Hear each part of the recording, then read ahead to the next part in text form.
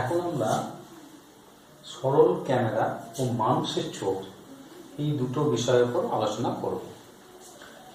সরল ক্যামেরা কি কি অংশ নিয়ে গঠিত আমি সামান্য একটা চিত্র এঁকে দেখাচ্ছি, এটা তোমরা ওই চিত্রটা আরো ভালোভাবে। একটা থাকে উত্তল লেন্স, শাটার, ডায়াফ্রেম, আর থাকে কাপড়ের বা চামড়ার একটা আলো নিযুক্ত বাক্স, আর পিছনে থাকে কি ফটোগ্রাফিক প্লেট, যাকে বলা হয় পর্দা। এই অংশগুলো নিয়ে সরল ক্যামেরা গঠিত।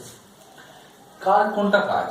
উত্তল লেন্স, এখানে উত্তল লেন্স বা লেন্স সমবায় থাকে, শুধু উত্তল লেন্স নয়, লেন্স সমবায় থাকতে পারে। উত্তল লেন্স কাজ আলোকে, অর্থাৎ কোনো বস্তু থেকে, এখানে বস্তু আছে, কোনো একটা বস্তু আছে অবজেক্ট, এই বস্তু থেকে আলোক রশ্মি গিয়ে লেন্সে আপতিত হবে। সেই আলোক রশ্মি উত্তল লেন্স কি করবে? অভিসারী করবে। সেই অভিসারী কাজটা অভিসারী করে পর্দায় প্রতিবিম্ব গঠন করবে। শাটারের কাজ কি? আলোক সম্পাত নিয়ন্ত্রণ করা, অর্থাৎ আলো 1/10 সেকেন্ড থেকে, শাটারে আলো 1/10 সেকেন্ড থেকে 1/100 সেকেন্ডের মধ্যে আলোকে নিয়ন্ত্রণ করা কাজ হচ্ছে শাটার। এর ফলে কি প্রতিবিম্বের স্পষ্টতা পাওয়া যায়। ডায়াফ্রেম কি? আলোর পরিমাণ, ডায়াফ্রেম আলোর পরিমাণটাকে নিয়ন্ত্রণ করে, আলোর পরিমাণ নিয়ন্ত্রণ করে ডায়াফ্রেম। আর এই যে চামড়া বা কাগজের বাক্স থাকে, এই বাক্সটার কাজ হচ্ছে বাক্সটা ভাঁজ করে অথবা বাড়িয়ে কি করা হয়, লেন্সের ফোকাসটাকে নিয়ন্ত্রণ করা হয়। লেন্সের ফোকাস ফিক্স, অর্থাৎ বস্তুর দূরত্ব, লেন্স থেকে বস্তুর দূরত্ব বা লেন্স থেকে পর্দার দূরত্ব নিয়ন্ত্রণ করা হয়। এমনভাবে নিয়ন্ত্রণ করা হয় যেন বস্তু থেকে আগত রশ্মি ঠিক পর্দাতে এসে মিলিত হয়, অর্থাৎ পর্দায় স্পষ্ট প্রতিবিম্ব গঠন করে। এটা হচ্ছে এর কাজ। এর ভেতরটা কালো রং করা থাকে যাতে ভেতরে বারবার না প্রতিফলন হয়, এবং কালো রং করার ফলে কি হয়, সব আলো রশ্মিটাকে সে শোষণ করে নেয়। এইটা হলো সরল ক্যামেরা বিভিন্ন অংশে গঠন এবং তাদের কার্যপ্রণালী। আর একবার আমি বলে দিই, এই লেন্স মেন কাজ হচ্ছে লেন্স এবং পর্দার মধ্যে দূরত্বকে কমানো বাড়ানোর এই অংশটা করে। ভাঁজ করলে কমে, দূরত্ব রাখে। উত্তল লেন্সের যে লেন্সটা ব্যবহার করা হয় তার ফোকাস দূরত্ব নির্দিষ্ট, তবে পর্দা থেকে লেন্সের দূরত্ব ঘুরিয়ে বললে লেন্স থেকে বস্তুর দূরত্ব নিয়ন্ত্রণ করে লেন্স দ্বারা গঠিত প্রতিবিম্ব যেন পর্দায় গঠিত হয়, ফলে প্রতিবিম্ব স্পষ্ট হয় কাজ। এখানে যে লেন্সটা নেওয়া হয়েছে, তাহলে উত্তল লেন্স না হয়, এই উত্তল লেন্স পর্দায় গঠিত উত্তল লেন্স পর্দায় যে প্রতিবিম্বটা গঠন করে, প্রতিবিম্বটা কেমন হবে? প্রতিবিম্ব সৎ হবে, অবশ্যই সৎ হবে, অবশিষ্ট আকারে ছোট। আমরা দেখেছি আকারে ছোট হয়, বড় বড় বস্তুর প্রতিবিম্ব এইটুকুনির মধ্যে চলে আসে, এত বড় মানুষের ছবিটা এইটুকুনির মধ্যে চলে আসে, তাহলে সামান্য অংশের মধ্যে চলে আসে। অবশ্যই আকারে প্রতিবিম্ব সৎ, অবশিষ্ট এবং আকারে ছোট হয়। এটাই তাহলে ক্যামেরায় গঠিত প্রতিবিম্ব যে লেন্স ব্যবহার করা হয় সেটা কি লেন্স? উত্তল লেন্স। এই অংশটা খুব গুরুত্বপূর্ণ প্রত্যেকের জন্য। এবং প্রতিবিম্ব কি সদ্বিম্ব গঠন করে, সদ্বিম্ব হলে অবশিষ্ট হয়, এটা আমরা আগেই শিখেছি, এবং আকারে ছোট হয়। নেক্সট চলে আসি, এখানে যে ফটোগ্রাফি প্লেট থাকে, এটা বিশেষ রাসায়নিক পদার্থ থাকে, যে রাসায়নিক পদার্থটা সিলভারে একটা রাসায়নিক যৌগ, তার প্লেট থাকে। এই প্লেটের উপর আলো এসে পড়লে আলো বস্তু থেকে আগত রশ্মি তার প্রতিকৃতি ছেড়ে যায়। এইটুকুনি হলো সরল ক্যামেরার গঠন ও কার্যপ্রণালী।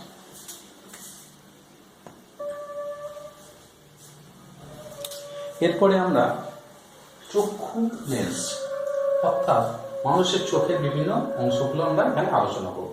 মানুষের চোখের বিভিন্ন অংশগুলো এখানে আলোচনা করবো। আমরা একটা চক্ষু লেন্স এঁকেছি, ডিটেলস আমরা এখানে আঁকিনি। বায়োলজিতে অর্থাৎ জীবন বিজ্ঞানে তোমরা চোখের গঠন সম্বন্ধে সবকিছু জানবে। এখানে আমরা দেখবো দুটো জিনিস খেয়াল করবো। আমাদের চোখ যেটা, এই চোখের মধ্যে একটা লেন্স থাকে। অবশ্যই লেন্সটা কি ধরনের লেন্স? উত্তল লেন্স। কি লেন্স থাকে? উত্তল লেন্স। কয়েকটা বিষয় আমরা খেয়াল রাখবো। উত্তল লেন্সটা কার মধ্যে ঝুলে থাকে? সিলিয়ারি পেশি এবং সাসপেন্সারি লিগামেন্ট। এইগুলো হচ্ছে সিলিয়ারি পেশি, এগুলো সিলিয়ারি পেশি এবং এখানে সাসপেন্সারি লিগামেন্ট দ্বারা লেন্সটা যুক্ত থাকে। অর্থাৎ লেন্সটা ঝুলছে। লেন্সটা কি হচ্ছে? এখানে ঝুলছে। কোন অংশ দ্বারা? এই এবং এই। এবং এই লেন্সের পিছনে সামনে এই অংশে থাকে অ্যাকোয়া হিউমার, একটা স্বচ্ছ তরল পদার্থ। এর পিছনে থাকে ভিট্রাস হিউমার, তারা পূর্ণ থাকে। এবং এর পিছনে থাকে পর্দা, এবং এই পর্দায় এখানে থাকে চক্ষুনাট, এগুলো থাকে চক্ষুনাট। এই ডিটেলস অংশটা আরেকবার দেখে নাও।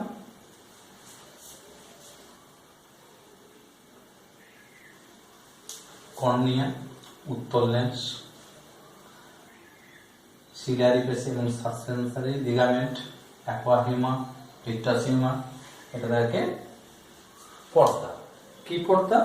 সেটা আমরা বলবো রেটিনা। এর নাম কি? রেটিনা। এটা রেটিনা, এটা রেটিনা। এইখানে বস্তুর অনেক দূরে অবস্থিত কোনো বস্তুর প্রতিবিম্ব এখানে গঠিত হয়।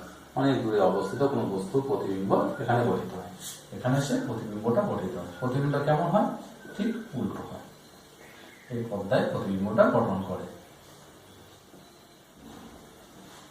অর্থাৎ এইবার আসবো আলোর চক্ষুর কি কাজ।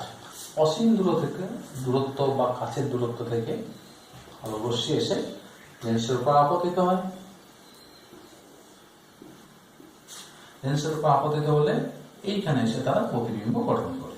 এখানে তারা প্রতিবিম্ব গঠন করে।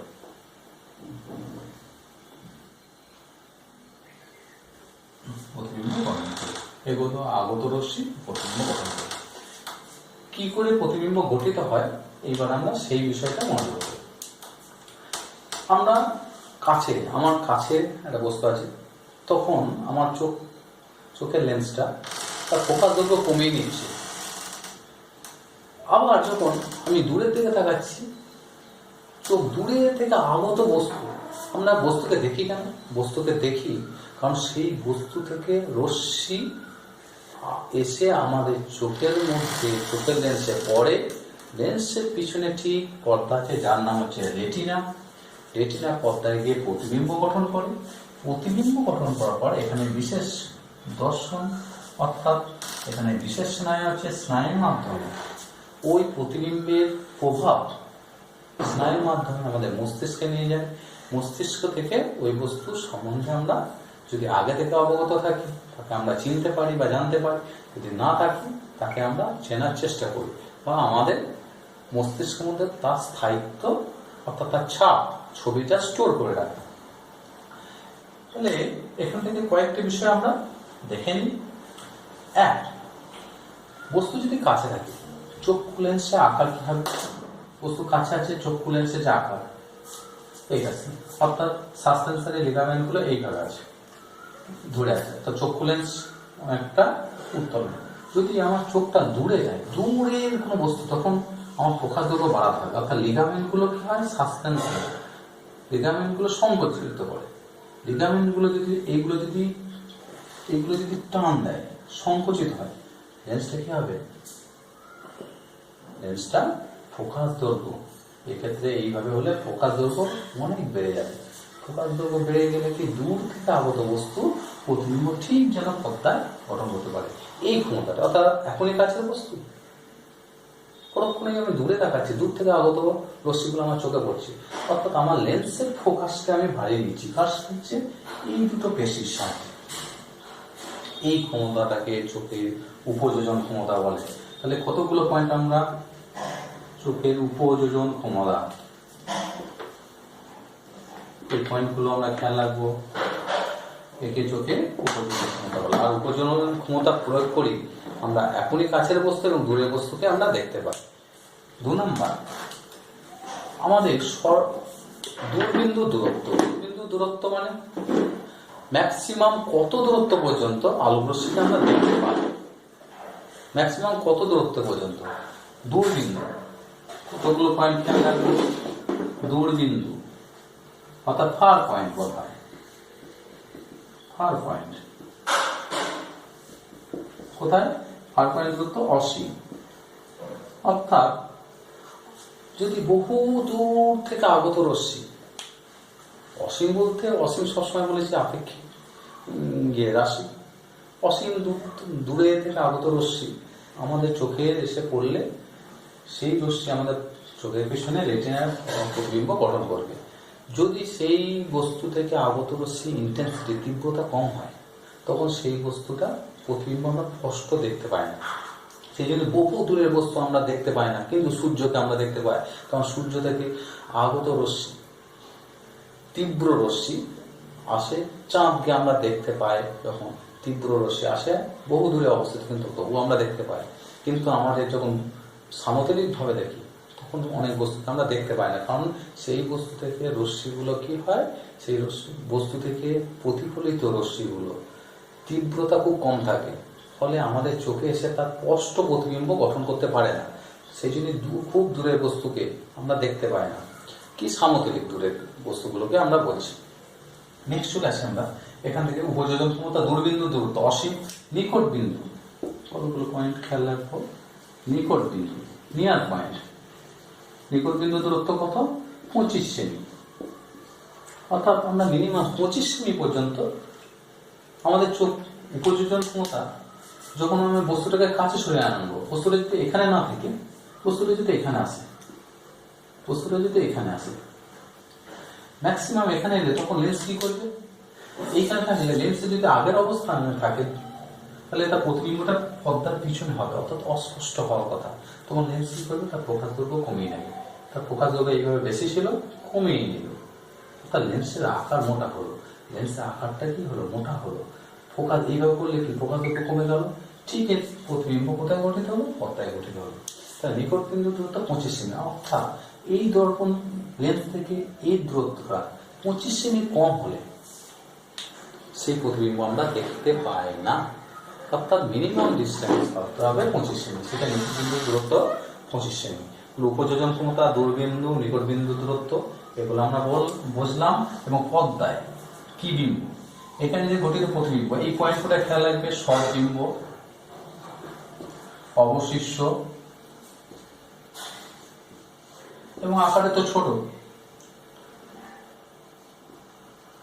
আকারে ছোট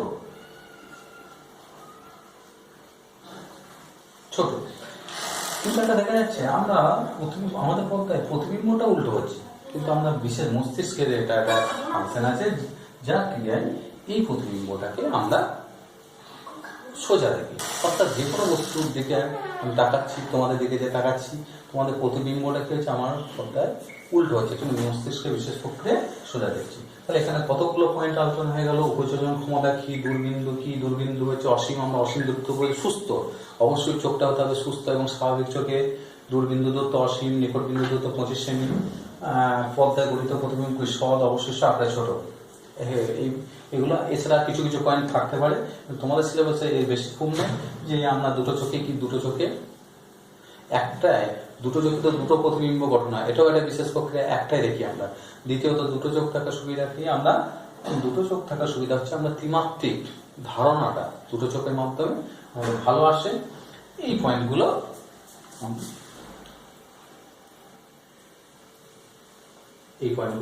আলোচনা হলো। নেক্সট ক্লাসে আমরা মানুষের চোখে ত্রুটি এইগুলো আলোচনা করব।